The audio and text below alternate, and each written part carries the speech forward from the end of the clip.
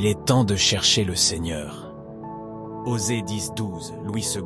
Semez selon la justice, moissonnez selon la miséricorde. Défrichez-vous un champ nouveau. Il est temps de chercher l'Éternel, jusqu'à ce qu'il vienne, et répande pour vous la justice. La Bible est très claire dans son instruction. C'est le moment de chercher l'Éternel. Ce concept de temps est intéressant. Nous avons tous besoin de temps, mais nous semblons ne jamais en avoir assez. Nous souhaiterions en avoir plus de temps pour faire ce que nous voulons, plus de temps pour accomplir ce que nous savons devoir faire. Pourtant, nous ne pouvons ni trouver plus de temps, ni en créer davantage. Les personnes âgées nous disent combien le temps passe vite et combien la vie est courte. Les jeunes, quant à eux, pensent avoir toute la vie devant eux et beaucoup de temps pour mettre de l'ordre dans leur existence. Le temps est précieux. La Bible parle du temps avec franchise. Comme nous l'avons lu dans Osée 10-12, il est temps de chercher l'Éternel.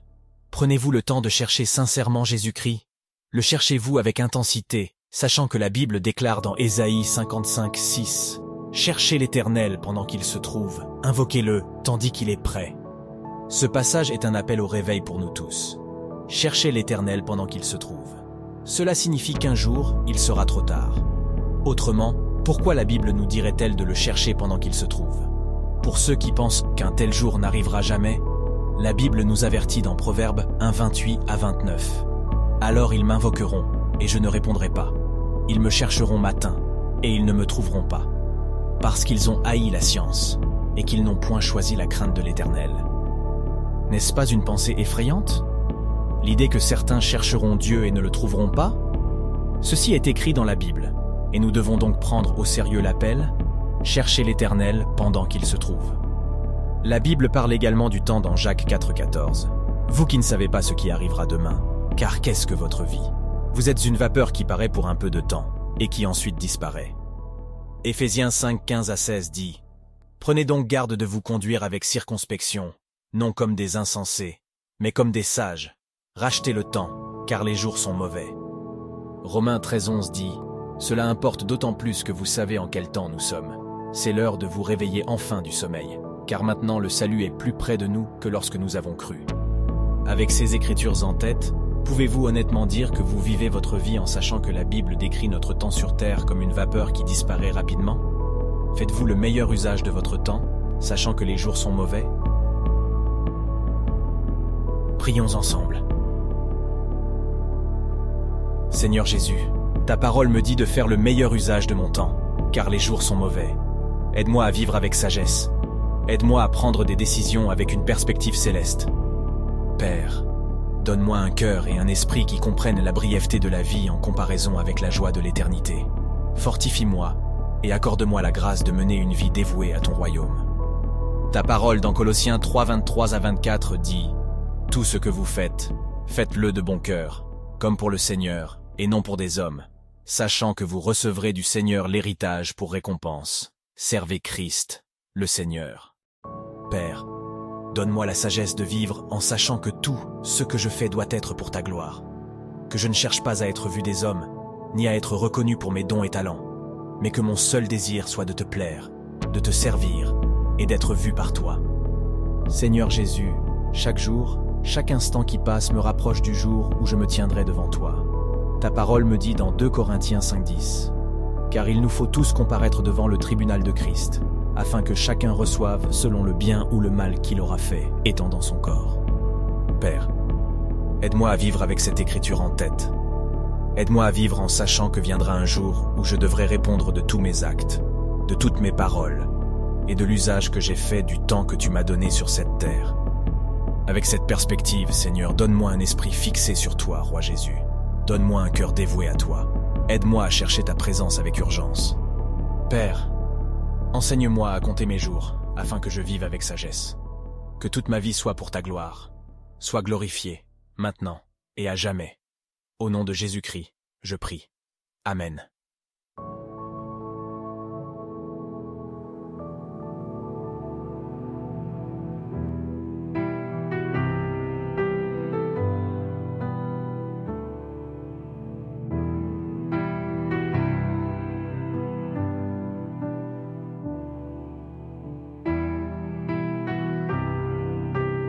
Demain n'est pas promis. qui ne savez pas ce qui arrivera demain. Car, qu'est-ce que votre vie? Vous êtes une vapeur qui paraît pour un peu de temps et qui ensuite disparaît. Réfléchissez à cela. Vous êtes une vapeur, dit la Bible. Dans le grand dessein de l'éternité, vous apparaissez pour un peu de temps, puis vous disparaissez. Demain n'est pas promis. Demain n'est pas entre nos mains. À tout moment, le Seigneur pourrait nous rappeler à lui. Vivez-vous votre vie avec un sentiment d'urgence pour les choses de Christ? Car si vous croyez vraiment que demain n'est pas promis, alors vous vivrez avec un but. Tout. Ce que vous faites devrait être fait en vue de l'éternité. Chaque seconde qui passe, chaque minute et chaque heure, nous nous rapprochons d'un moment fixé où nous nous tiendrons devant Dieu pour rendre compte de ce que nous avons fait de notre vie. C'est maintenant le moment de se réconcilier avec Dieu et de construire une relation proche avec Jésus-Christ. C'est maintenant le moment de travailler et de servir le royaume de Dieu.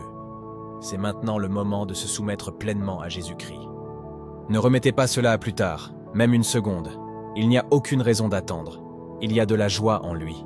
Il y a la vie éternelle en lui. Lorsque vous cessez de lutter contre Dieu et que vous le laissez transformer votre vie, vous ferez l'expérience d'une liberté comme vous n'en avez jamais ressenti auparavant. Jésus satisfait toute faim. Il étanche toute soif. Il comble les désirs les plus profonds de votre âme. Venez à lui aujourd'hui. Le Seigneur est patient et prêt à pardonner ceux qui viennent à lui avec un cœur brisé et contrit. Hébreux chapitre 9, verset 27, Louis II, dit « Et comme il est réservé aux hommes de mourir une seule fois, après quoi vient le jugement. » Avec cela en tête, je vous encourage à vivre avec un sentiment d'urgence. Le temps passe. Tôt ou tard, soit vous serez en présence du Seigneur en un instant, soit il reviendra chercher son Église. Dans tous les cas, le temps passe. Vous et moi devons vivre en gardant à l'esprit que nous rendrons tous compte de ce que nous avons fait pour Jésus et de ce que nous n'avons pas fait. Pourrez-vous dire que votre vie a produit du fruit pour le royaume de Dieu?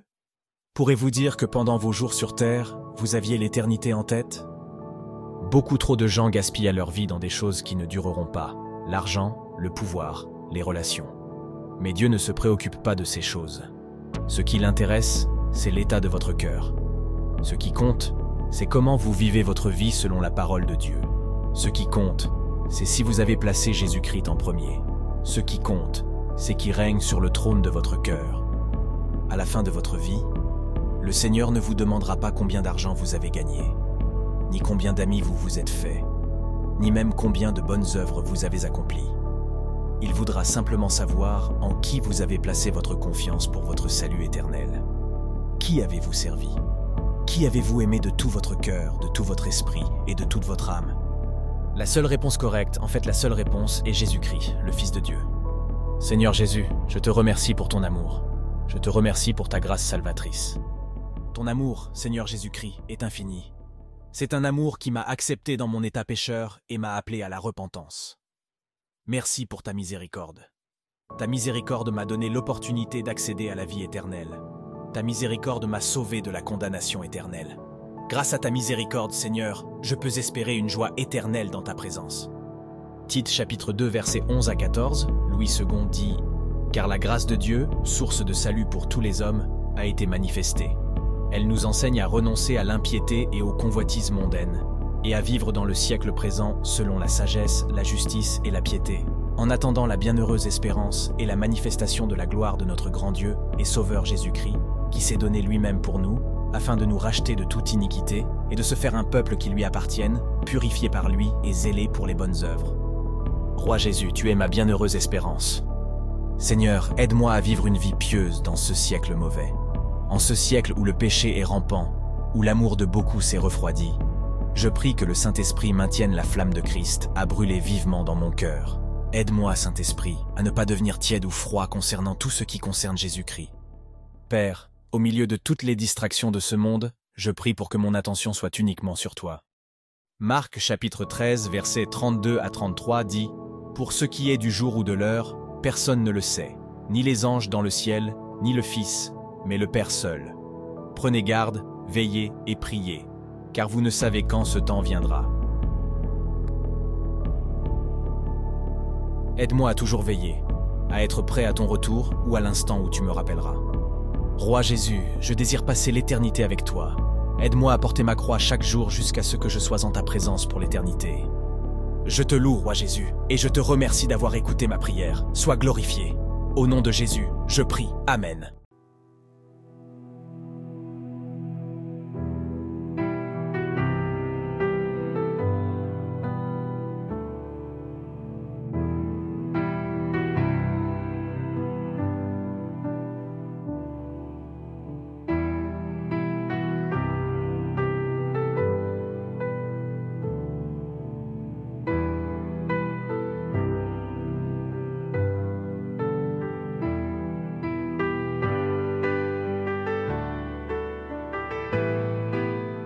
Dieu vous protégera. Prenez toutes les armes de Dieu. Éphésiens chapitre 6, verset 13. C'est pourquoi prenez toutes les armes de Dieu, afin de pouvoir résister dans le mauvais jour et tenir ferme après avoir tout surmonté. Je voudrais prendre un moment pour analyser ce verset et ce qu'il signifie pour nous en tant qu'enfants de Dieu. La Bible dit « Prenez toutes les armes de Dieu ». La première chose à remarquer est qu'il s'agit d'une instruction. Il nous est dit de prendre toutes les armes de Dieu. Ce n'est pas une question de savoir si vous pouvez ou non les prendre. Non, c'est une instruction claire. C'est quelque chose que vous devez faire. La deuxième chose est que vous n'avez besoin d'armure que si vous êtes en guerre. Vous n'avez besoin d'armure que dans une bataille. Vous n'avez besoin d'armure que lorsqu'une force adverse s'oppose à vous. Lorsque la Bible dit « toutes les armes », cela me montre qu'il y a plusieurs éléments à prendre. Tout ce qui n'est pas l'armure complète vous laisserait vulnérable. Il est donc important de suivre cette instruction et de ne pas prendre seulement une partie de l'armure, mais bien toutes les armes de Dieu. La deuxième partie du verset d'Éphésiens chapitre 6, verset 13 dit « Afin de pouvoir résister dans le mauvais jour et tenir ferme après avoir tout surmonté ». Cette déclaration contient une certitude. Vous devez prendre toutes les armes de Dieu afin de pouvoir résister dans le mauvais jour. À ce stade, j'ai l'impression que la Bible nous met en garde. Elle nous avertit qu'il y aura un mauvais jour. Un jour où nous devrons combattre les forces du mal. Cependant, si nous portons toutes les armes de Dieu, nous serons capables de résister à tout ce que le diable dirigera contre nous. Maintenant que nous avons une meilleure compréhension de ce verset, je veux vous encourager. Oui, vous êtes en guerre. Si vous êtes un vrai disciple de Christ, vous serez en guerre. Vous êtes en guerre contre les dominations, contre les autorités, contre les princes de ce monde de ténèbres et contre les esprits méchants dans les lieux célestes. Cependant, la parole de Dieu est centrale à votre position défensive, ainsi qu'à votre position offensive en tant que chrétien. Alors, lorsque vous faites face au mauvais jour, rappelez-vous 2e épître aux Thessaloniciens chapitre 3, verset 3, « Le Seigneur est fidèle, il vous affermira et vous préservera du malin. » Lorsque vous faites face au mauvais jour, rappelez-vous Deutéronome chapitre 31, verset 6. « Fortifiez-vous et ayez du courage. Ne craignez point et ne soyez point effrayés devant eux. Car l'Éternel, ton Dieu, marchera lui-même avec toi. Il ne te délaissera point, il ne t'abandonnera point. » Lorsque vous faites face au mauvais jour, rappelez-vous Psaume 46, verset 1. « Dieu est pour nous un refuge et un appui, un secours qui ne manque jamais dans la détresse. » Ainsi, soyez encouragés, enfants de Dieu. N'ayez pas peur lorsque le mal vient contre vous. Le Seigneur est avec vous, et les promesses de Dieu devraient vous donner la confiance nécessaire pour être audacieux face au mal. Prions ensemble. Seigneur Jésus, tu es mon grand défenseur, tu es mon puissant protecteur.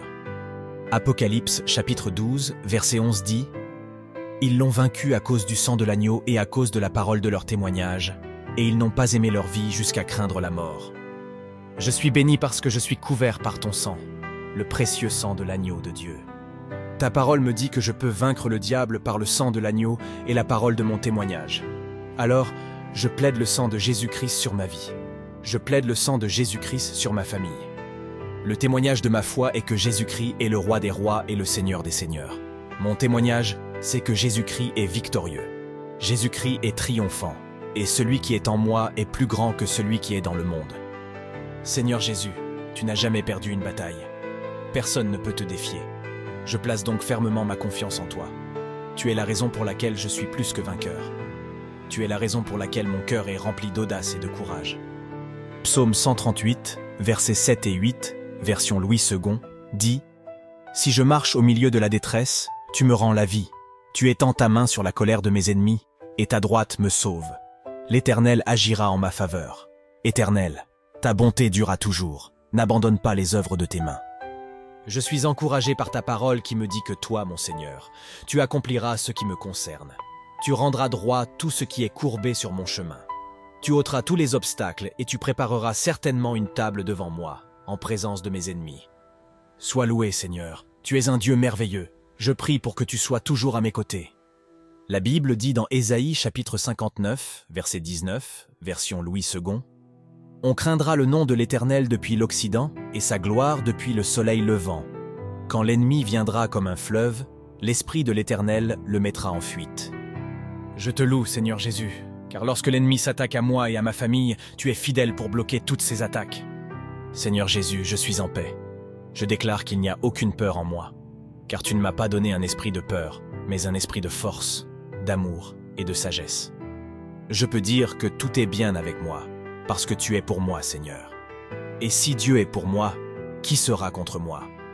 Qui peut se dresser contre toi, le lion de la tribu de Juda?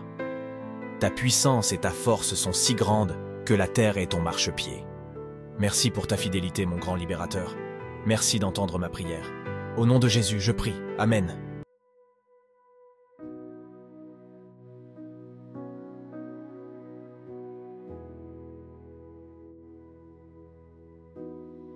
L'année de la mort du roi Osias, je vis le Seigneur assis sur un trône très élevé, et les pans de sa robe remplissaient le temple. Des séraphins se tenaient au-dessus de lui. Ils avaient chacun 6 ailes, 2 dont ils se couvraient la face, 2 dont ils se couvrirent les pieds, et 2 dont ils se servaient pour voler. Ils criaient l'un à l'autre et disaient « Saint, Saint, Saint est l'Éternel des armées. Toute la terre est pleine de sa gloire.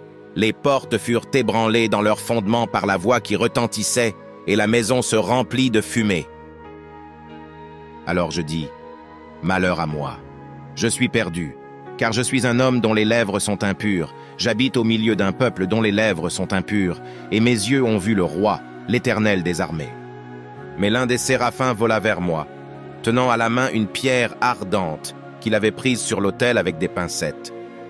Il en toucha ma bouche et dit, « Ceci a touché tes lèvres, ton iniquité est enlevée, et ton péché est expié. » J'entendis la voix du Seigneur disant, « Qui enverrai-je et qui marchera pour nous ?»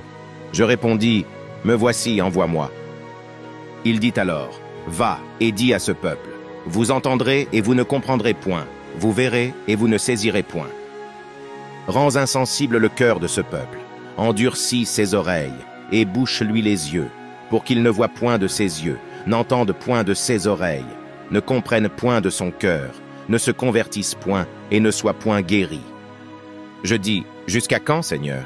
Et il répondit, « Jusqu'à ce que les villes soient dévastées et privées d'habitants, jusqu'à ce qu'il n'y ait personne dans les maisons, et que le pays soit ravagé par la solitude, jusqu'à ce que l'Éternel ait éloigné les hommes, et que le pays devienne un immense désert. Et s'il y reste encore 1/10 des habitants, ils seront à leur tour anéantis. Mais, comme le térébinthe et le chêne conservent leur tronc quand ils sont abattus, une sainte postérité renaîtra de ce peuple. » La rencontre avec Dieu a affecté de manière permanente le caractère d'Ésaïe. Il reflétait le Dieu qu'il représentait et il est considéré comme le plus grand prophète de l'Ancien Testament.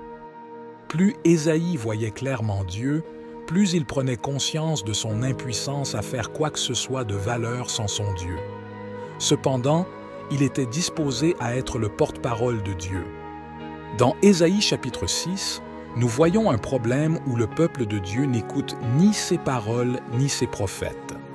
Quand est-ce que ce peuple écouterait-il? Seulement après être à bout, vaincu et n'avoir nulle part où se tourner sinon vers Dieu. Dans ce contexte CI, cela se produirait lorsque le pays serait détruit par des armées envahissantes et que le peuple serait emmené en captivité. Quant à nous, quand allons-nous écouter Dieu? Devons-nous, comme Juda, traverser des calamités avant d'écouter les paroles de Dieu? Considérez ce que Dieu peut vous dire et obéissez-lui avant qu'il ne soit trop tard. Quand Dieu vous appellera, direz-vous « Envoie-moi »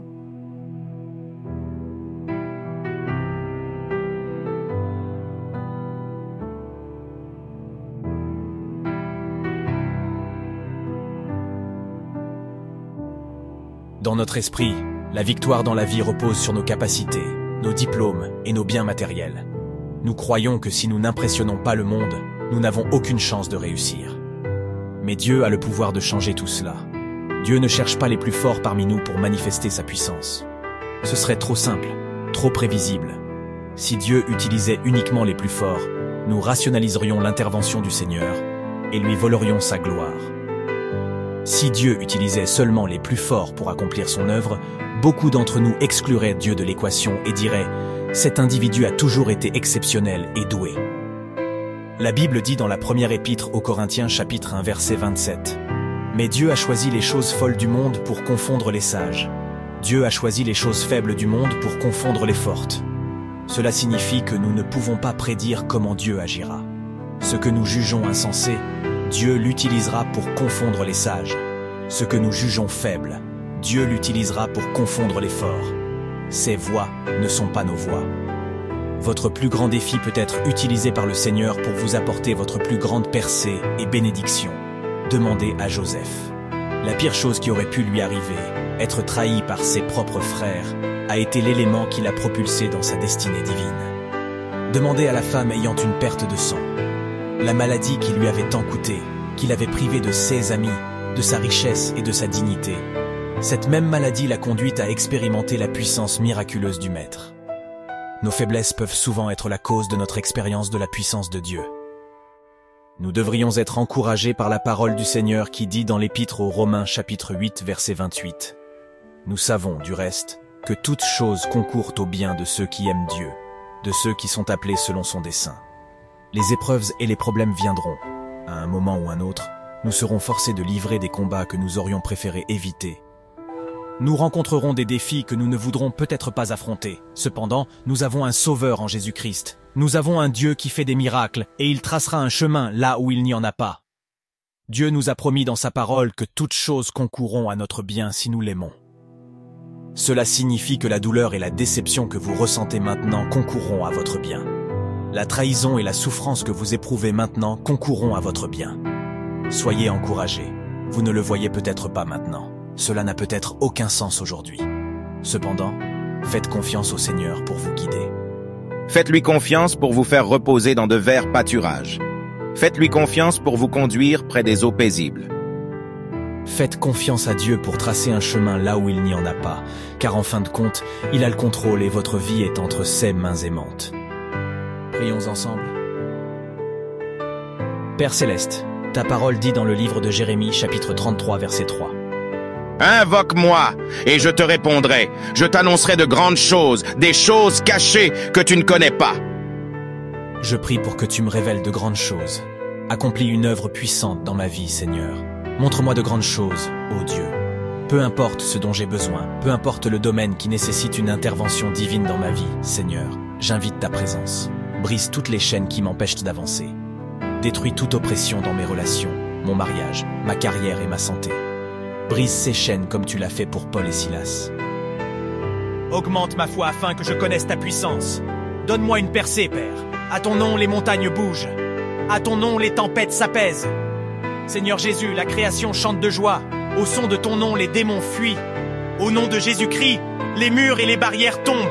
Je déclare une percée totale dans tous les domaines de ma vie, car je suis victorieux par Jésus-Christ. Aide-moi à te faire confiance, même dans les situations difficiles. Tu as promis que ceux qui cherchent le Seigneur ne manquent d'aucun bien. Je prie que le Saint-Esprit me guide et me dirige, qu'il m'aide à prendre de sages décisions et à marcher selon ta volonté. Seigneur, ouvre un chemin pour moi. Présente-moi des possibilités au milieu des situations impossibles. Je place ma foi et ma confiance en toi, afin que je sois victorieux, au nom puissant de Jésus. Amen.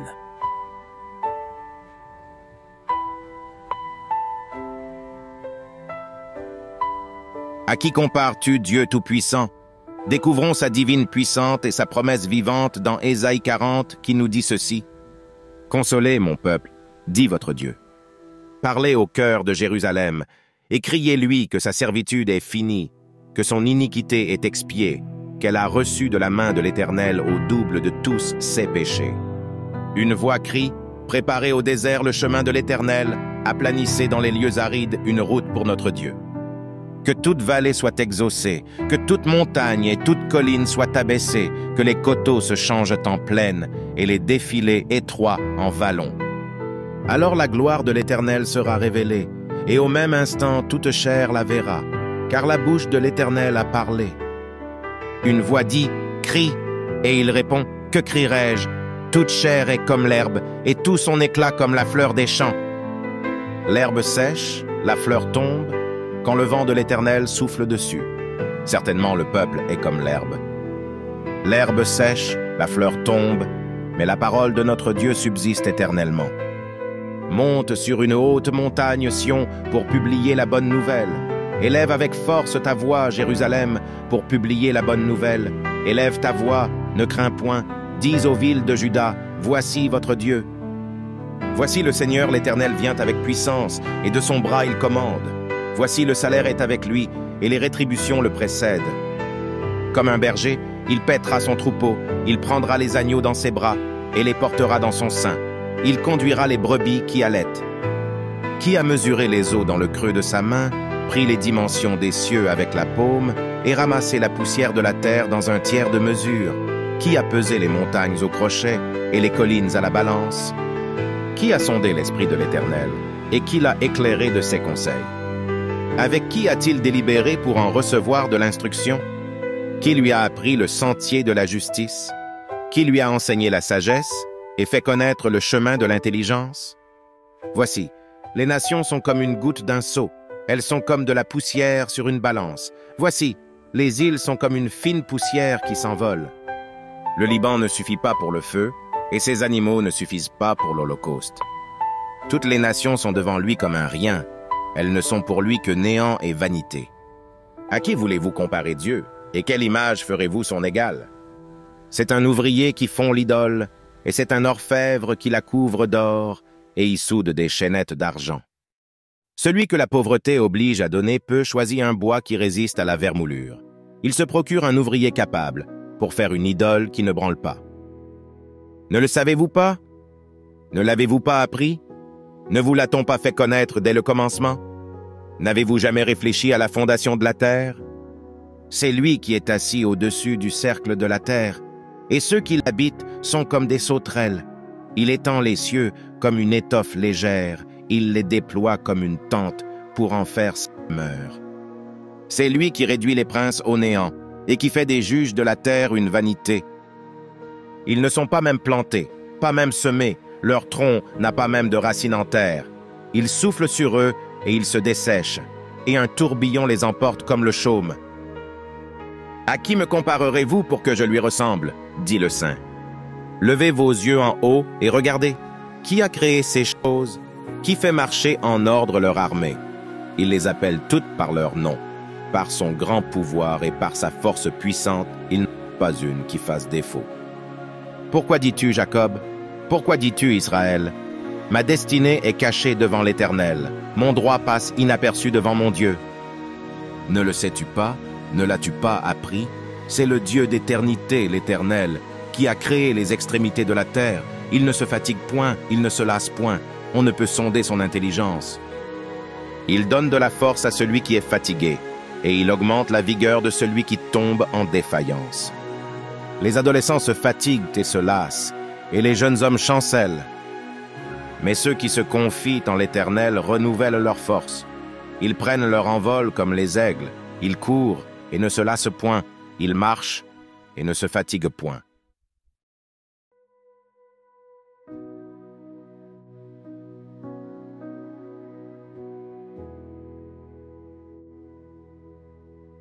Ésaïe 43. Ainsi parle maintenant l'Éternel qui t'a créé, ô Jacob, celui qui t'a formé, ô Israël. Ne crains rien, car je te rachète, je t'appelle par ton nom, tu es à moi. Si tu traverses les eaux, je serai avec toi, et les fleuves, ils ne te submergeront point. Si tu marches dans le feu, tu ne te brûleras pas, et la flamme ne t'embrasera pas. Car je suis l'Éternel, ton Dieu, le Saint d'Israël, ton Sauveur. Je donne l'Égypte pour ta rançon, l'Éthiopie et Saba à ta place. Parce que tu as du prix à mes yeux, parce que tu es honoré et que je t'aime, Je donne des hommes à ta place et des peuples pour ta vie. Ne crains rien, car je suis avec toi. Je ramènerai de l'Orient ta race, et je te rassemblerai de l'Occident. Je dirai au septentrion, donne, et au midi, ne retiens point. Fais venir mes fils des pays lointains, et mes filles de l'extrémité de la terre, tous ceux qui s'appellent de mon nom, et que j'ai créés pour ma gloire, que j'ai formé et que j'ai fait. Qu'on fasse sortir le peuple aveugle, qui a des yeux, et les sourds, qui ont des oreilles. Que toutes les nations se rassemblent, et que les peuples se réunissent. Qui d'entre eux a annoncé ces choses, lesquelles nous ont fait entendre les premières prédictions, qu'ils produisent leurs témoins et établissent leurs droits, qu'on écoute et qu'on dise, c'est vrai. Vous êtes mes témoins, dit l'Éternel, vous et mon serviteur que j'ai choisi, afin que vous le sachiez, que vous me croyiez et compreniez que c'est moi. Avant moi, il n'a point été formé de Dieu, et après moi, il n'y en aura point. C'est moi, moi qui suis l'Éternel, et hors moi, il n'y a point de sauveur. C'est moi qui ai annoncé, sauvé, prédit. Ce n'est point parmi vous un Dieu étranger. Vous êtes mes témoins, dit l'Éternel. C'est moi qui suis Dieu. Je le suis dès le commencement, et nul ne délivre de ma main. J'agirai, qui s'y opposera? Ainsi parle l'Éternel, votre Rédempteur, le Saint d'Israël. À cause de vous, j'envoie l'ennemi contre Babylone, et je fais descendre tous les fuyards, même les Chaldéens, sur les navires dont ils tiraient gloire. Je suis l'Éternel, votre Saint, le Créateur d'Israël, votre Roi. Ainsi parle l'Éternel, qui fraya dans la mer un chemin, et dans les eaux puissantes un sentier, qui mit en campagne des chars et des chevaux, une armée et de vaillants guerriers, soudain couchés ensemble pour ne plus se relever, anéantis, éteints comme une mèche. Ne pensez plus aux événements passés et ne considérez plus ce qui est ancien. Voici, je vais faire une chose nouvelle, sur le point d'arriver. Ne la connaîtrez-vous pas? Je mettrai un chemin dans le désert et des fleuves dans la solitude. Les bêtes des champs me glorifieront, les chacals et les autruches, parce que j'aurai mis des eaux dans le désert, des fleuves dans la solitude, pour abreuver mon peuple, mon élu. Le peuple que je me suis formé publiera mes louanges. Et tu ne m'as pas invoqué, ô Jacob, car tu t'es lassé de moi, ô Israël. Tu ne m'as pas offert tes brebis en holocauste, et tu ne m'as pas honoré par tes sacrifices. Je ne t'ai point tourmenté pour des offrandes, et je ne t'ai point fatigué pour de l'encens. Tu n'as pas à prix d'argent acheté pour moi des aromates, et tu ne m'as pas rassasié de la graisse de tes sacrifices, mais tu m'as tourmenté par tes péchés, tu m'as fatigué par tes iniquités.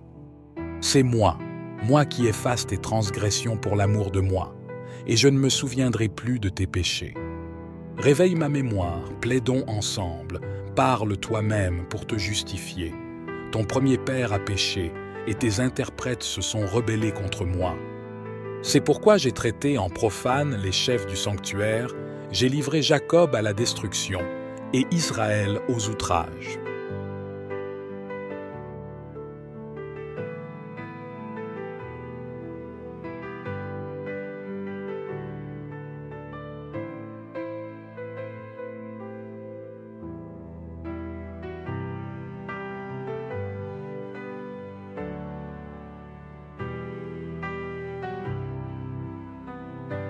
Nous voulons tous une grande foi. Qu'est-ce que c'est que la foi? La foi, c'est croire que Dieu honorera et accomplira sa parole au moment où vous en aurez besoin. Avoir foi, c'est faire confiance au Dieu Tout-Puissant et croire qu'il interviendra en votre faveur en toutes circonstances. La foi se précise, s'affine et se renforce dans les moments difficiles. Cependant, ce n'est pas une raison d'avoir peur, car vous n'avez pas besoin d'une foi de la taille de l'arche de Noé. Dans son enseignement sur la foi, Jésus exige de nous une foi aussi petite qu'un grain de moutarde. Dans l'Évangile selon Matthieu, chapitre 17, verset 20, il est écrit « C'est à cause de votre incrédulité, leur dit Jésus. Je vous le dis en vérité, si vous aviez de la foi comme un grain de moutarde, vous diriez à cette montagne, transporte-toi d'ici là, et elle se transporterait. Rien ne vous serait impossible. Si vous sentez que votre foi est insuffisante, souvenez-vous de ces deux choses. Il vous suffit d'avoir une foi de la taille d'un grain de moutarde et de tourner vos regards vers Jésus-Christ en toutes circonstances. Il faut de la foi pour recevoir Jésus-Christ comme votre Seigneur et Sauveur. Et ainsi chacun d'entre nous possède une mesure de foi au départ.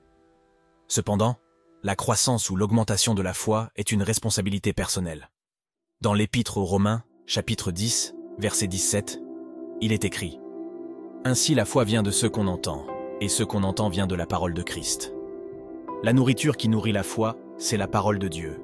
Ainsi, au milieu de tout ce que vous traversez, la parole de Dieu fortifiera votre foi, peu importe la profondeur des eaux ou la taille du géant.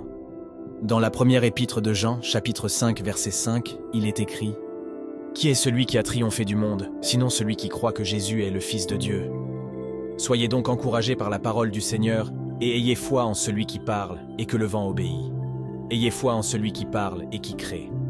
Ayez foi en celui dont le souffle donne la vie éternelle.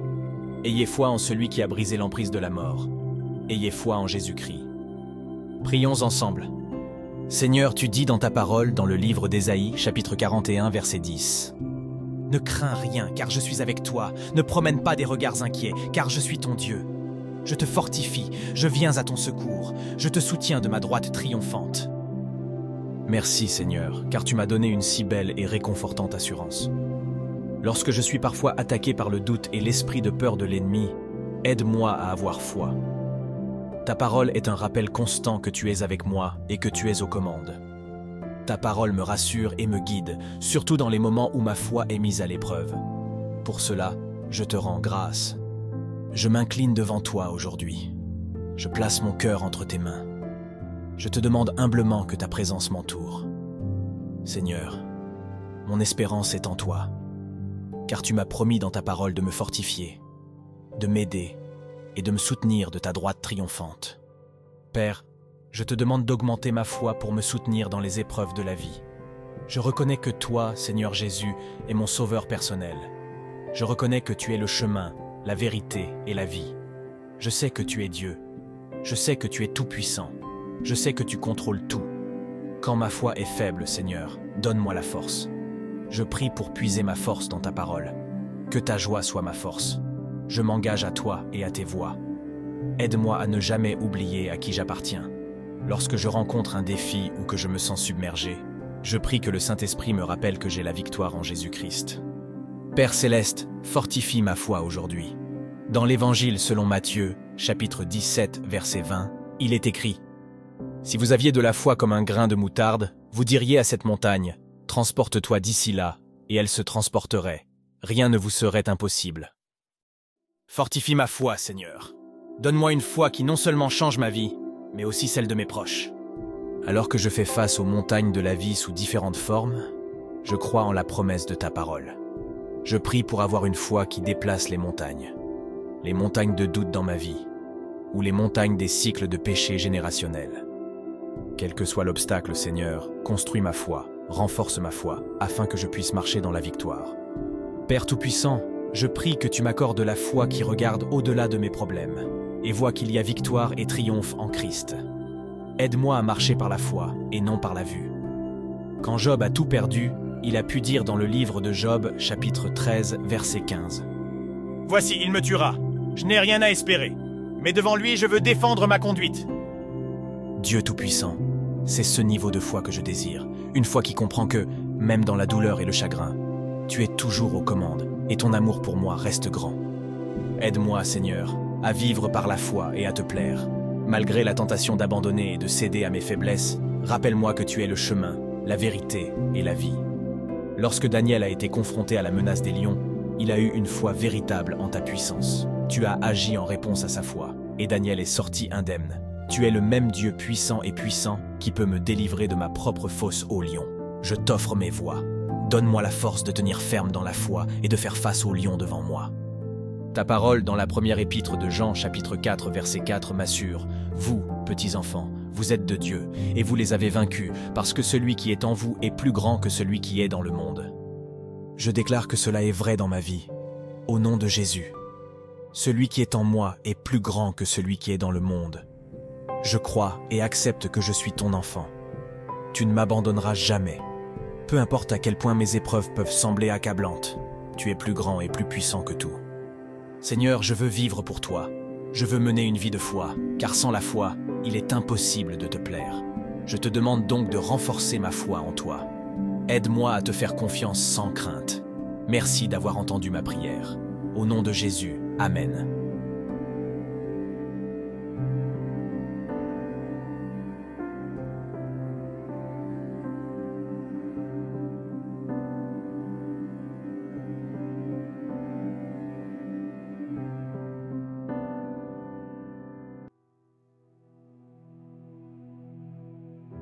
Qui a cru à ceux qui nous étaient annoncés? Qui a reconnu le bras de l'Éternel? Il s'est élevé devant lui comme une faible plante, comme un rejeton qui sort d'une terre desséchée. Il n'avait ni beauté, ni éclat pour attirer nos regards, et son aspect n'avait rien pour nous plaire. Méprisé et abandonné des hommes, homme de douleur et habitué à la souffrance, semblable à celui dont on détourne le visage, nous l'avons dédaigné. Nous n'avons fait de lui aucun cas. Cependant, ce sont nos souffrances qu'il a portées, c'est de nos douleurs qu'il s'est chargé, et nous l'avons considéré comme puni, frappé de Dieu et humilié. Mais il était blessé pour nos péchés, brisé pour nos iniquités. Le châtiment qui nous donne la paix est tombé sur lui, et c'est par ses meurtrissures que nous sommes guéris. Nous étions tous errants comme des brebis, chacun suivait sa propre voie, et l'Éternel a fait retomber sur lui l'iniquité de nous tous.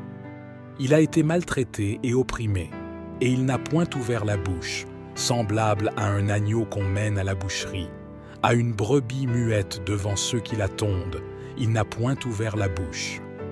Il a été enlevé par l'angoisse et le châtiment, et parmi ceux de sa génération, qui a cru qu'il était retranché de la terre des vivants et frappé pour les péchés de mon peuple. On a mis son sépulcre parmi les méchants, son tombeau avec le riche, quoiqu'il n'eût point commis de violence et qu'il n'y eût point de fraude dans sa bouche.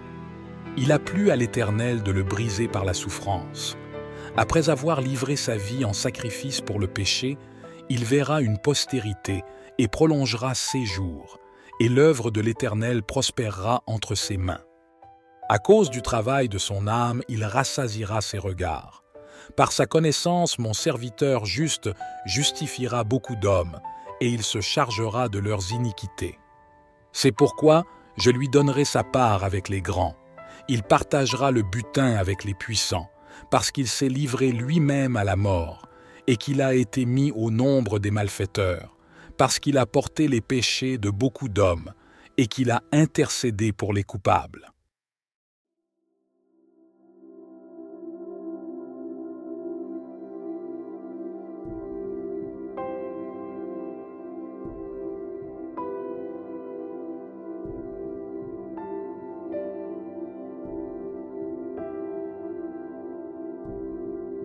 Laissez Dieu vous guider. Si je peux être honnête un instant, j'en suis venu à comprendre que lorsque j'ai vraiment besoin de Dieu, personne n'a besoin de me dire de prier. Non, personne n'a besoin de s'asseoir avec moi pour me dire de lire ma Bible. Lorsque j'ai réellement besoin de Dieu, je trouve d'une manière ou d'une autre la force de me lever tôt pour prier. Je trouve le temps d'ouvrir la parole de Dieu malgré mon emploi du temps chargé. Je ressens même le désir de jeûner et de prier, et d'attendre le Seigneur jusqu'à ce que je reçoive une réponse. Cependant, je dois confesser que si je veux être totalement objectif et honnête, ma faiblesse est que, une fois mes besoins personnels satisfaits, la force que j'avais pour me lever tôt afin de prier disparaît. La prière devient une lutte. Le temps que je pouvais trouver pour ouvrir la parole de Dieu semble s'évanouir, et je deviens encore plus occupé. Pour être complètement honnête, mon problème, ou plutôt ma faiblesse, c'est la constance. La constance. J'ai besoin d'être constant dans la prière, que j'ai besoin de quelque chose ou non. J'ai besoin d'être constant dans la méditation de la parole de Dieu, que j'ai un besoin ou non. J'aimerais maintenant vous poser cette question. Êtes-vous constant dans votre marche avec Jésus-Christ? Luttez-vous chaque jour pour le mettre en priorité? Restez-vous fidèle dans la prière? Planifiez-vous du temps pour lire la parole de Dieu chaque jour? La Bible déclare dans le psaume 16, verset 8. J'ai constamment l'Éternel sous mes yeux. Quand il est à ma droite, je ne chancelle pas. Ce verset me met au défi, et le mot-clé dans ce passage est constamment. Le psalmiste déclare qu'il a toujours placé Dieu devant lui. Cela me dit qu'il y a un niveau de constance. Il y a une pratique habituelle et une routine suivie. Nous devrions tous aspirer à atteindre un tel niveau de constance, où nous pourrions affirmer avec confiance. J'ai constamment placé l'Éternel devant moi. Je l'ai placé devant moi, que j'ai un besoin ou non. Je l'ai placé devant moi, que je souffre ou non. Je l'ai placé devant moi, que je sois dans la joie ou dans l'affliction. Approfondissons notre compréhension du psaume 16, verset 8. J'ai constamment l'Éternel sous mes yeux. Quand il est à ma droite, je ne chancelle pas. Quelle que soit la traduction biblique utilisée, ce verset parle de constance. Je vous encourage à prier afin que ce verset devienne l'hymne qui résonne dans votre cœur et votre esprit à partir d'aujourd'hui. Gardez toujours les yeux fixés sur Jésus-Christ. Placez l'Éternel, Jésus-Christ, continuellement devant vous. Luttez pour être constant dans votre poursuite quotidienne du Seigneur. Seigneur Jésus, tu es digne de louange et d'adoration. Merci pour ton sacrifice à la croix, Seigneur. Merci d'être mort pour mes péchés et de m'avoir offert ta miséricorde. Je n'ai rien fait pour mériter un tel amour. Je n'ai rien fait pour le gagner, mais tu t'es quand même donné pour moi. Tout ce que je peux faire, c'est te remercier et ouvrir mon cœur pour que tu puisses m'utiliser dans ton royaume. Saint-Esprit, aide-moi à être constant. Aide-moi à être constant dans ma vie de prière. Aide-moi à être constant dans la lecture de la parole de Dieu. Saint-Esprit, aide-moi à toujours fixer mes yeux sur l'Éternel, afin que si tout va bien pour moi, mes yeux restent sur Jésus-Christ. Et même lorsque je traverse des difficultés, je prie que tu gardes toujours mes yeux sur Jésus. Seigneur, je te loue, car tu es un sauveur pour ceux qui ont besoin d'être sauvés. Tu es un abri pour ceux qui ont besoin de refuge, un protecteur pour ceux qui ont besoin de sécurité. Je t'adore, Seigneur. Ta parole dans Ésaïe 54, verset 10, dit « Quand les montagnes s'éloigneraient, quand les collines chancelleraient, mon amour ne s'éloignera point de toi, et mon alliance de paix ne chancellera point, dit l'Éternel, qui a compassion de toi. » Donne-moi la paix, Seigneur, même s'il y a du chaos et des troubles autour de moi. Que mon cœur ne soit effrayé par rien, car tu as promis que même si les montagnes et les collines disparaissent, ton amour et ton alliance de paix sur ma vie ne disparaîtront jamais. Je ne craindrai donc rien et ne serai pas ébranlé, car celui qui est en moi est plus grand que celui qui est dans le monde. Quand la vie semble instable, mon âme ne sera pas ébranlée, mon âme ne sera pas déplacée, car mon Dieu est celui qui ouvre un chemin là où il n'y en a pas. Je prie pour que ta paix et ta joie remplissent mon cœur, Seigneur, même si je fais face à des obstacles.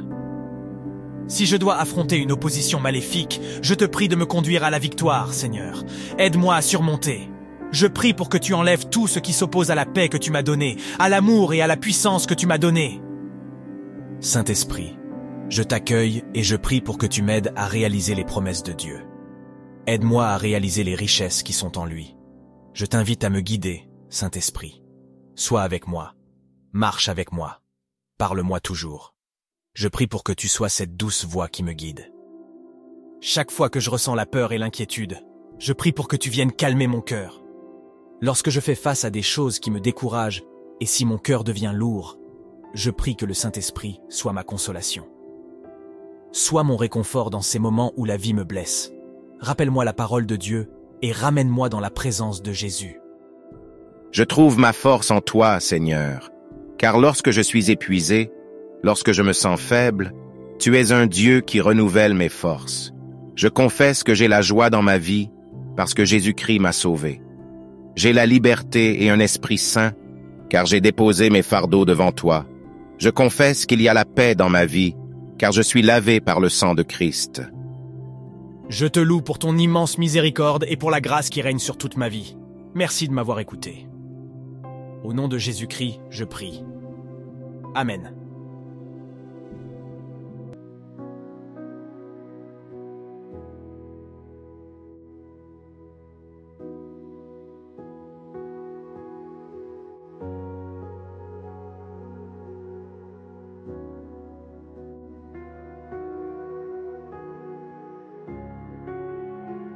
Mets Dieu en premier.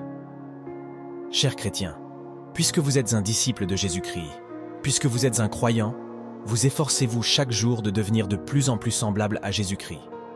L'Épître de Jacques, chapitre 1, versets 22 à 25, dans la version amplifiée, déclare « Mais mettez la parole en pratique et ne vous bornez pas à l'écouter, en vous trompant vous-même par de faux raisonnements. Car, si quelqu'un écoute la parole et ne la met pas en pratique, il est semblable à un homme qui regarde son visage naturel dans un miroir et qui, après s'être regardé, s'en va et oublie aussitôt comment il était. Mais celui qui aura plongé les regards dans la loi parfaite, la loi de la liberté, et qui persévérera, n'étant pas un auditeur oublieux, mais se mettant à l'œuvre, celui-là sera heureux dans son activité. » Jacques chapitre 1, versets 22 à 25, version Louis II. Si vous affirmez que vous êtes sauvés, votre vie reflète-t-elle cette affirmation? Si vous confessez votre foi en Dieu, vos actions en témoignent-elles? Marchez-vous vraiment par la foi et non par la vue? Chers chrétiens, puisque vous êtes un disciple de Jésus-Christ, suivez-vous l'exemple que le Seigneur a donné lorsqu'il était ici sur terre. Priez-vous souvent? Prenez-vous du temps pour vous éloigner du bruit et des distractions du monde afin de passer du temps seul avec Dieu. Priez-vous et jeûnez-vous. Faites-vous ce que Christ a fait. Ce sont des questions nécessaires et importantes que nous devons tous nous poser de temps en temps. Suivons-nous l'exemple que Jésus-Christ nous a donné? Prenons-nous le temps de nous retirer du tumulte de la vie pour prier? Éteignons-nous les distractions du monde pour prier? Si la réponse est non, alors je vous encourage à commencer aujourd'hui. Commencez à prier dès aujourd'hui. Commencez à faire de votre vie spirituelle une priorité dès aujourd'hui. Commencez à suivre l'exemple de Jésus-Christ dès aujourd'hui. Efforcez-vous d'investir du temps dans la parole de Dieu. Soyez constant dans votre marche avec Christ. Soyez persévérant dans votre recherche d'une communion plus profonde avec Dieu. Commencez aujourd'hui. Père Céleste, je viens à toi pour chercher refuge et protection. Je viens à toi en reconnaissance de ta grande puissance et de ta force. Je loue ton saint nom, Seigneur. Je t'adore, Seigneur Jésus. Je te remercie pour ton merveilleux sacrifice. Ton précieux sang m'a lavé des haillons souillés du péché, et ta miséricorde m'a revêtu d'un manteau de justice, un manteau qui me couvre de la tête aux pieds. Tout cela grâce à l'œuvre parfaite que tu as accomplie à la croix. Seigneur Jésus, aide-moi à rejeter toutes les distractions de ce monde. Donne-moi un cœur et un esprit remplis de sagesse et de compréhension, afin que je réalise que j'ai tellement plus à gagner en toi que dans ce monde. Je prie pour que ma vie soit un reflet de ta grâce et de ta miséricorde. Je prie pour que ma vie soit un témoignage, afin que d'autres puissent voir comment tu peux transformer une personne et l'utiliser pour ta gloire. Seigneur, je prie pour que mon caractère reflète l'œuvre merveilleuse et transformative que tu peux accomplir dans le cœur des pécheurs. Père, protège-moi du tumulte de ce monde. Aide-moi à ne pas m'attacher aux choses éphémères de ce monde. Je remets ma vie et mes proches entre tes mains bienveillantes. Tu es un Dieu plein de compassion. Je prie pour ta main protectrice sur moi et ma famille. Entoure-nous, Seigneur Dieu Tout-Puissant, d'un mur de feu céleste. Enveloppe-moi et ma famille de ta haie de protection. Ton sang, Seigneur Jésus, est vivant et puissant. Tu es mon bouclier et ma défense. Ta parole est une lampe à mes pieds et une lumière sur mon sentier. Ne me laisse pas trébucher, Roi Jésus. J'ouvre mon cœur et ma vie à toi pour que tu en prennes la priorité. Je prie pour que tu renverses les plans et les complots de mes ennemis. Aide-moi à triompher, au nom de Jésus. Combat mes batailles, Seigneur, comme tu l'as promis dans ta parole. Dans le livre de l'Exode, chapitre 14, verset 14, il est écrit « L'Éternel combattra pour vous, et vous, gardez le silence. » Je prie pour que tu défendes ma famille et moi-même, et que tu nous aides à garder notre paix. Je prie pour que nous restions immobiles pour voir la main de Dieu agir dans nos vies, au nom de Jésus-Christ. Tu es un Dieu qui déplace les montagnes, et peu importe les événements qui se produisent autour de moi, peu importe ce qui se passe dans ce monde, tu es notre protecteur, notre gardien et notre rédempteur. Peu importe ce qui peut arriver, tu es toujours sur ton trône. Tu es toujours un bon Dieu qui ne me quittera jamais ni ne m'abandonnera. Tu es un Dieu qui apporte la paix en temps de trouble. Je prie que le Saint-Esprit m'aide à te mettre en priorité, Roi Jésus. Tu es le roi de mon cœur, tu es le Seigneur qui règne dans ma vie, et tu es le numéro 1. Seigneur, pour ma vie, prends toute la gloire. Pour ma famille et mes enfants, prends toute la gloire. Pour ma santé, prends toute la gloire, Seigneur. Pour tout ce que je suis, prends toute la gloire. Je bénis ton précieux nom pour avoir écouté ma prière. Au nom de Jésus, je prie. Amen.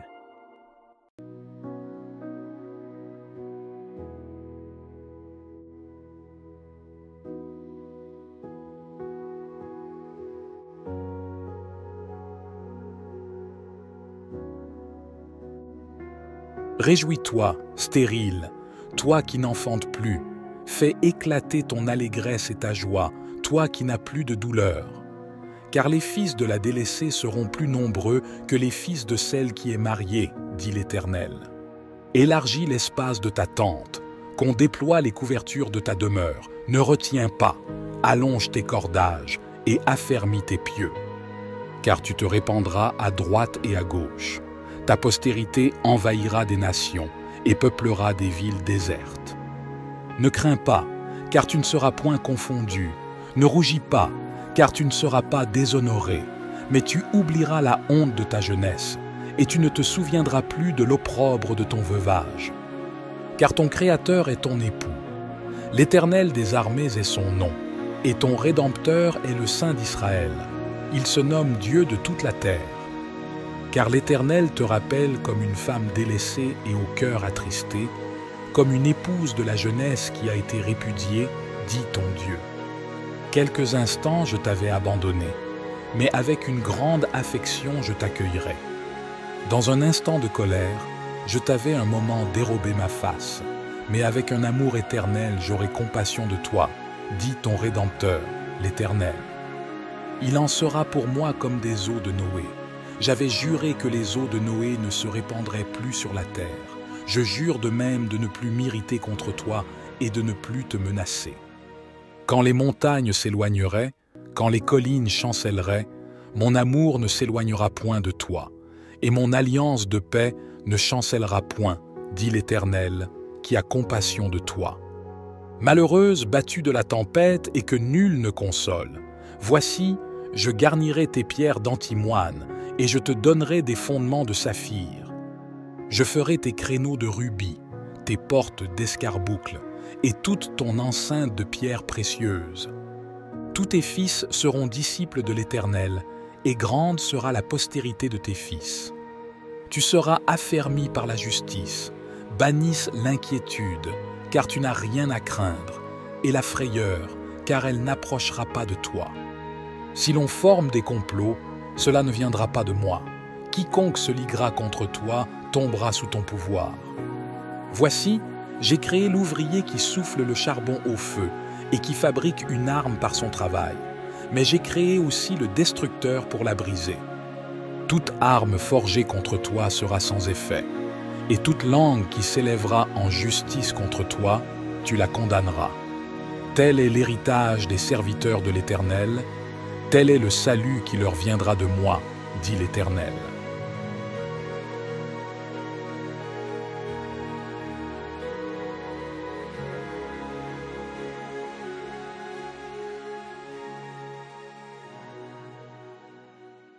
Lorsque des problèmes surgissent et que nous nous retrouvons dos au mur, la parole de Dieu doit être une source d'encouragement pour nous. Elle doit être ce qui enflamme le feu de notre foi. Elle réanime notre espérance et notre croyance, afin que, peu importe ce que nous affrontons, malgré la taille de l'ennemi, quelles que soient les épreuves de notre vie, nous ayons une assurance divine et céleste, la parole de Dieu. Je vous invite à examiner de près l'Évangile selon Luc, chapitre 4. Jésus était dans le désert et fut tenté par le diable.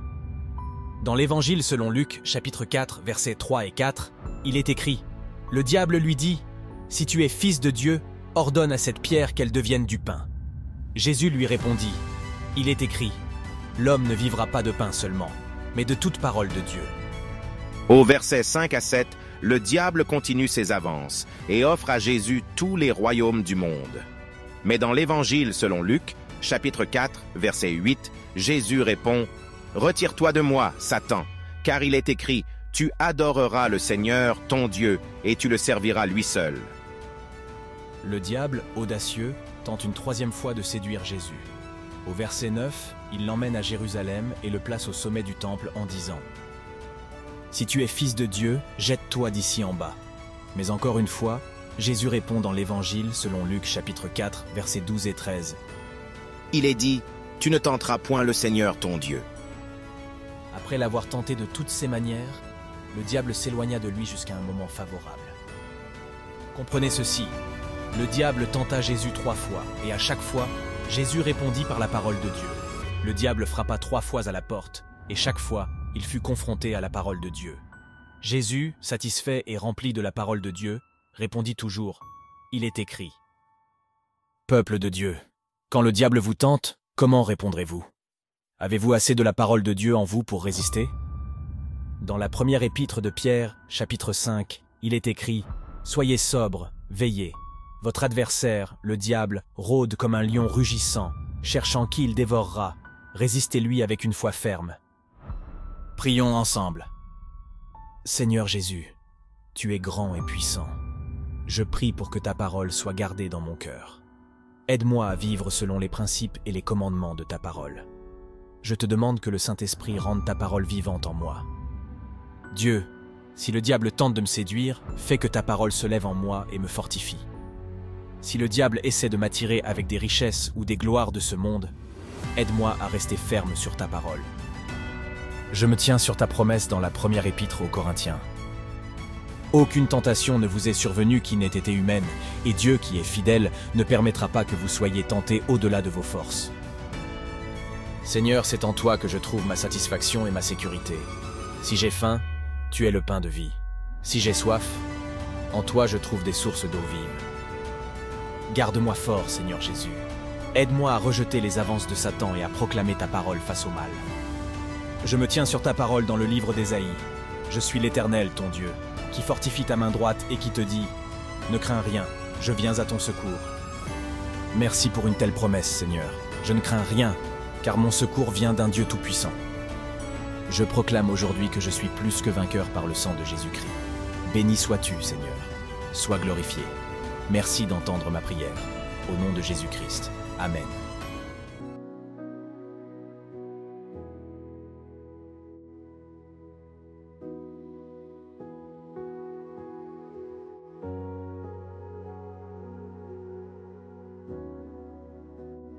Jésus-Christ ne change pas. Ceci est un passage important pour tout croyant à se rappeler. Notre Seigneur Jésus-Christ ne change pas. Le même Jésus qui chassait les esprits par sa parole et guérissait les malades, selon l'Évangile selon Matthieu, chapitre 8, verset 16, est encore aujourd'hui le même Jésus qui peut guérir et libérer les gens. Il peut toujours guérir ceux qui ont le cœur brisé, tout comme il peut encore aujourd'hui guérir les aveugles. L'Évangile selon Matthieu, chapitre 14, versets 35 et 36, nous dit « Les gens de cet endroit, l'ayant reconnu, envoyèrent des messagers dans tous les environs, et on lui amena tous les malades. Ils le prièrent de leur permettre seulement de toucher le bord de son vêtement, et tous ceux qui le touchèrent y furent guéris.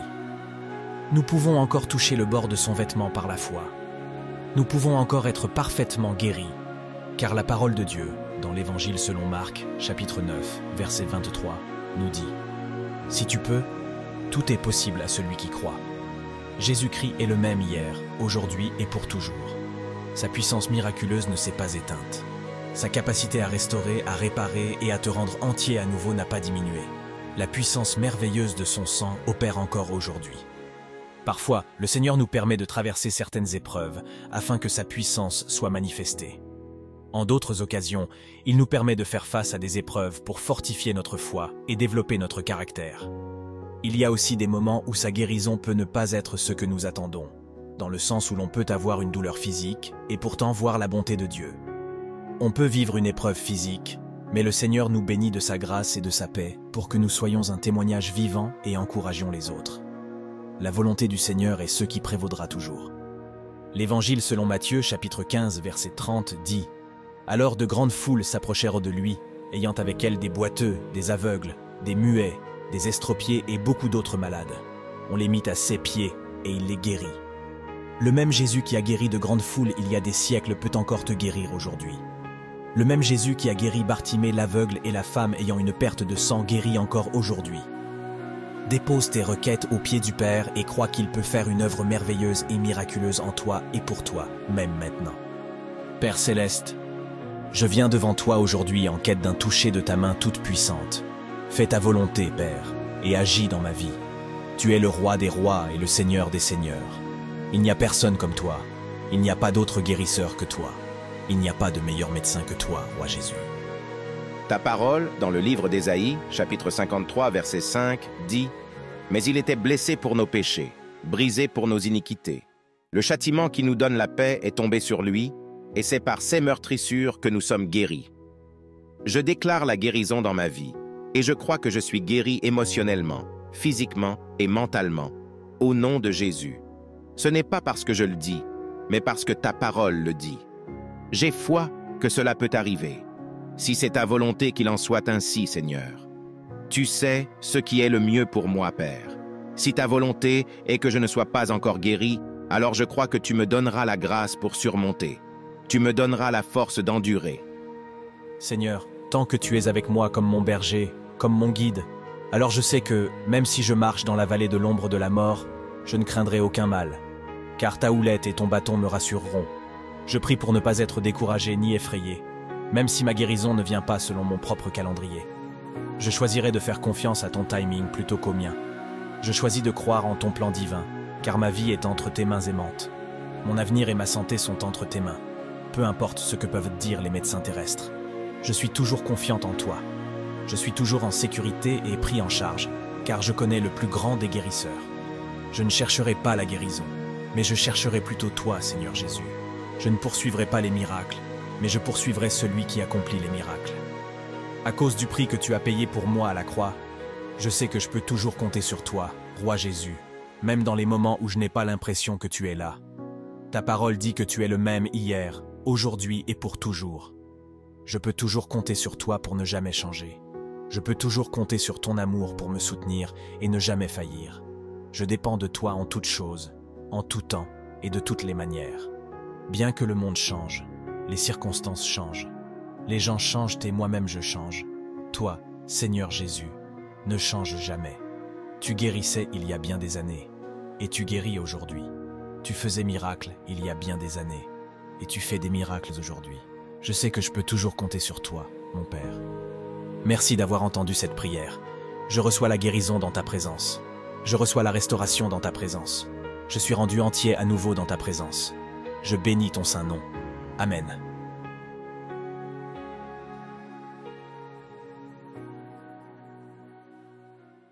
Ésaïe 45.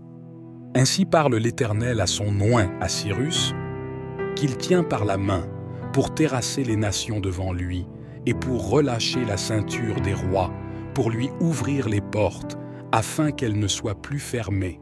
Je marcherai devant toi, j'aplanirai les chemins montueux, je romprai les portes d'airain et je briserai les verrous de fer.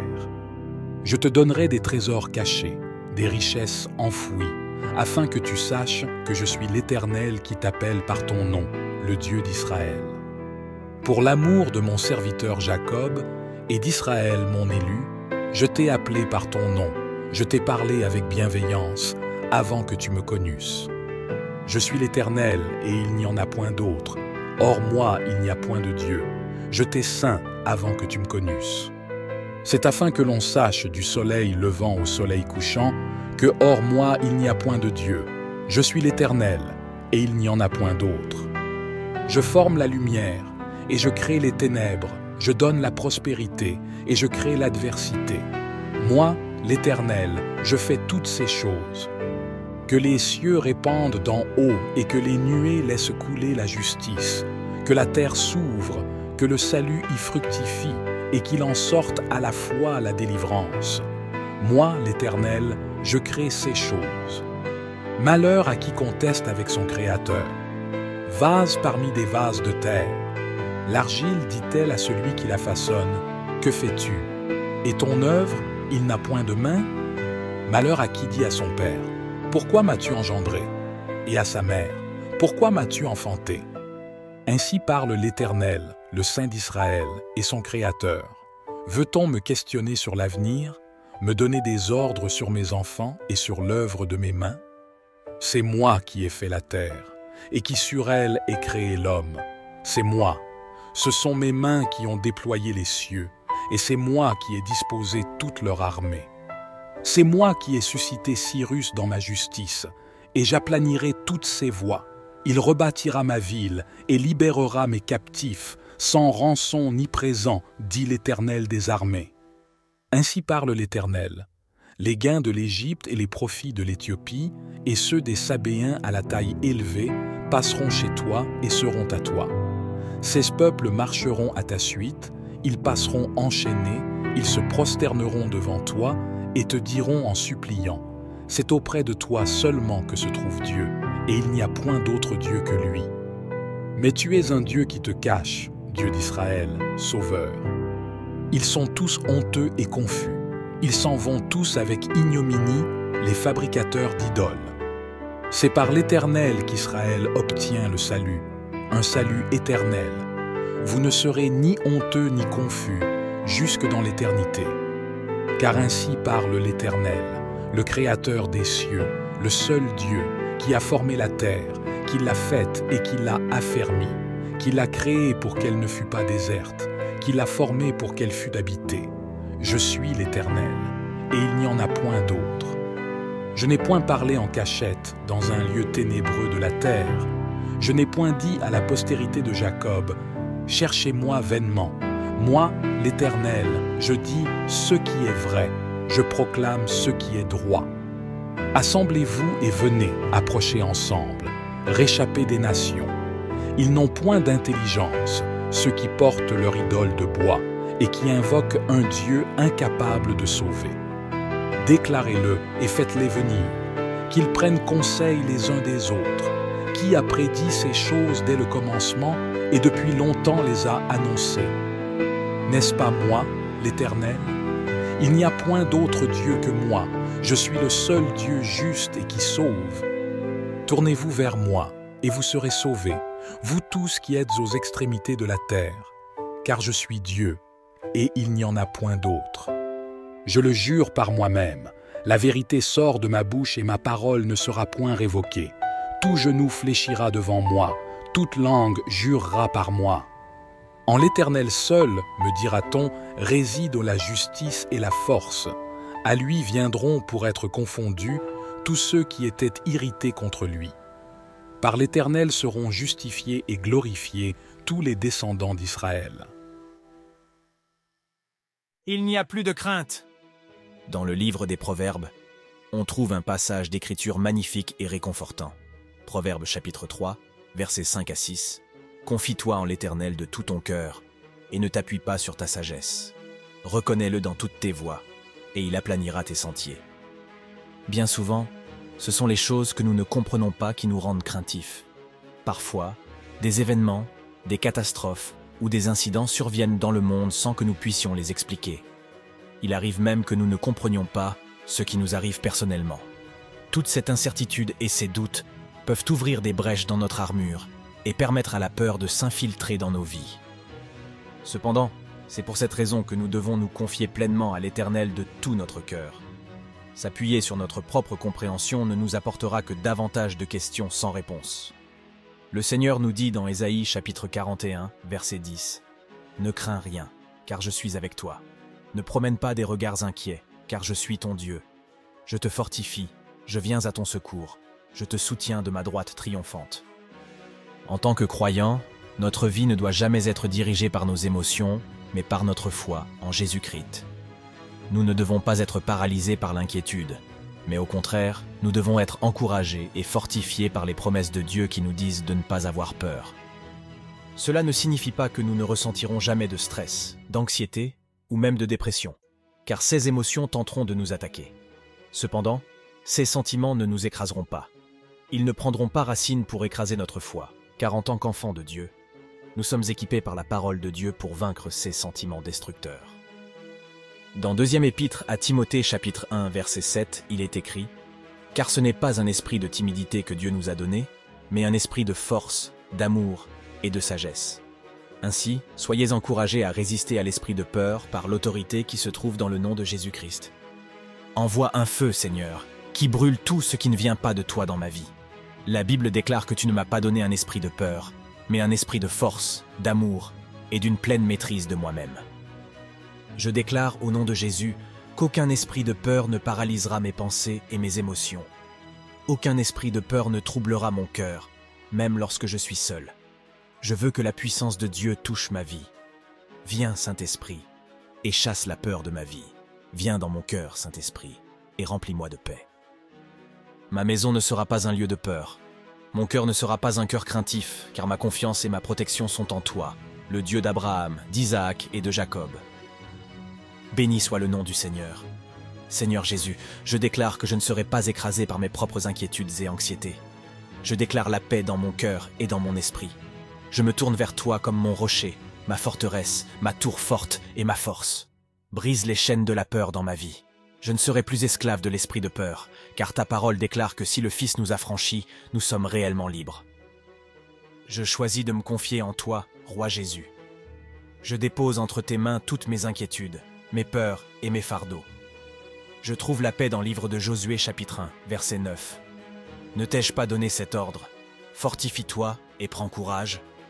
Ne t'effraie point et ne t'épouvante point, car l'Éternel, ton Dieu, est avec toi dans tout ce que tu entreprendras. Je déclare que je n'aurai pas peur.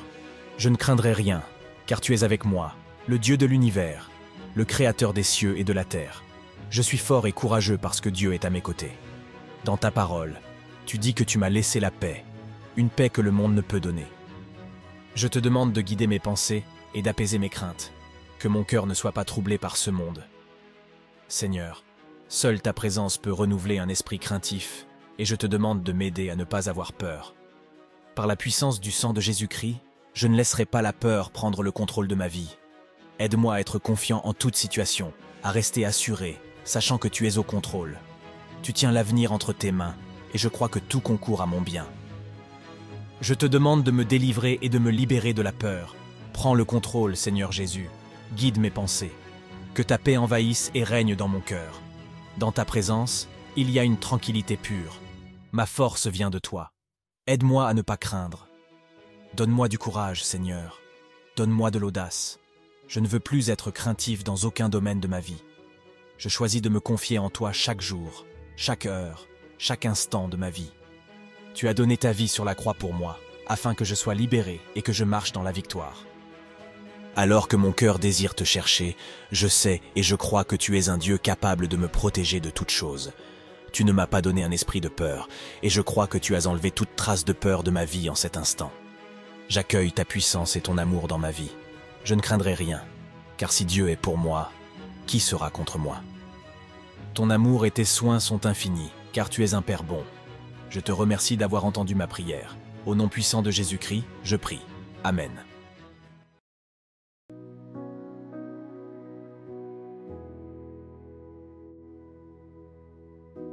Jésus-Christ a payé pour notre liberté.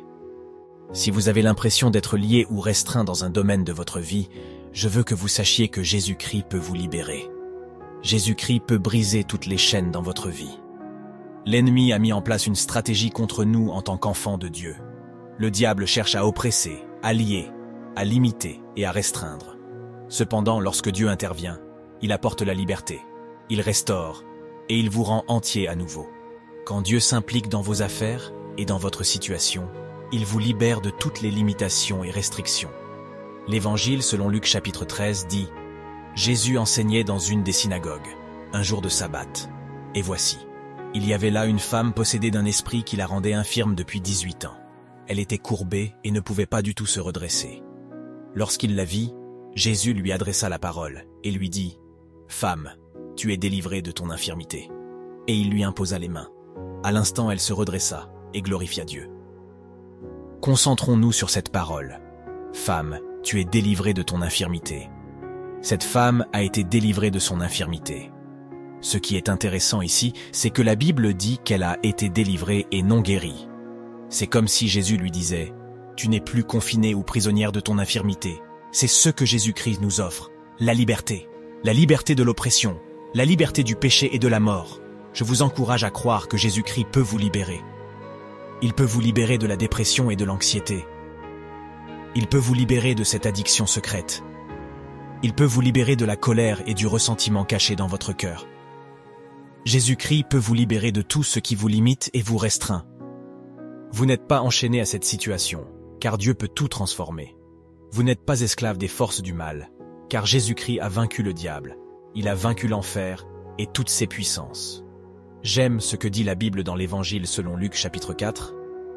On lui remit le livre du prophète Ésaïe. L'ayant déroulé, il trouva l'endroit où il était écrit « L'Esprit du Seigneur est sur moi, parce qu'il m'a oint pour annoncer une bonne nouvelle aux pauvres. Il m'a envoyé pour guérir ceux qui ont le cœur brisé, pour proclamer aux captifs la délivrance et aux aveugles le recouvrement de la vue, pour renvoyer libres les opprimés, pour publier une année de grâce du Seigneur. En Jésus, il y a la guérison pour ceux qui ont le cœur brisé, afin qu'ils ne soient plus retenus en otage par la douleur d'hier.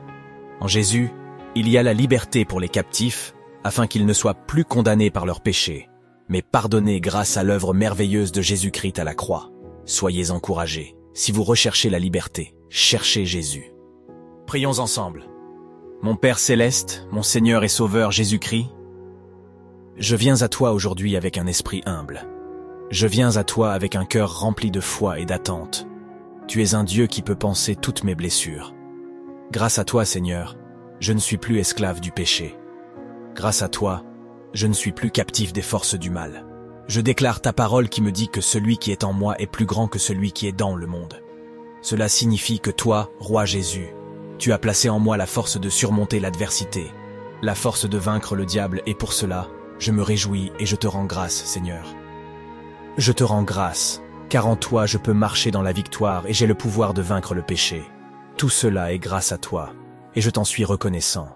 Parce que tu es qui tu es, Seigneur, je m'incline et je te glorifie. Je m'humilie et je t'abandonne tout ce que je suis. Je te fais confiance et je crois que tu me libéreras, que tu me rachèteras et que tu me rendras entier à nouveau. Je prie pour la liberté dans tous les domaines de ma vie, liberté de toute forteresse, de toute chaîne qui cherche à me retenir ou à me rabaisser. Donne-moi la liberté dans mon esprit, Seigneur, la liberté face à la culpabilité des péchés passés et des erreurs passées. Ta parole dans le livre du prophète Ésaïe, chapitre 43, dit « Ne pensez plus aux événements passés et ne considérez plus ce qui est ancien. Aide-moi à lâcher prise et à oublier les choses anciennes. Roi Jésus, donne-moi la grâce de ne pas m'attarder sur le passé. Aide-moi à regarder en avant, à espérer que tu fasses une chose nouvelle dans ma vie. Aide-moi à anticiper une vie de liberté en Jésus-Christ. Père, j'ai besoin que tu me libères de tout ce qui cherche à me lier, moi ou ma famille. J'ai besoin d'une intervention divine. Aide-moi à lâcher prise de tout ce qui m'alourdit ou essaie de limiter ma foi. Seigneur, aide-moi à abandonner le passé et à me détacher de toute douleur, colère et honte du passé. Aide-moi à pardonner quiconque m'a déçu ou trahi. Saint-Esprit, je prie pour que tu adoucisses mon cœur afin qu'il ne devienne jamais durci par le ressentiment, l'amertume ou l'absence de pardon. Ô Dieu, je viens à toi pour chercher la guérison dans tes bras. Rends-moi entier à nouveau. Donne-moi la force de lâcher prise et d'aller de l'avant. Seigneur Dieu, je regarde vers l'avenir avec toi. J'embrasse un avenir qui est entre tes mains, un avenir rempli d'amour, de miséricorde et de bonté. Alors que je t'invoque dans la prière, je dépose mes espoirs et mes rêves, mes projets et mes relations entre tes mains. Avec toi à mes côtés, rien ne peut me retenir. Je te rends grâce pour la liberté, Maître. Au nom puissant de Jésus-Christ, je prie. Amen.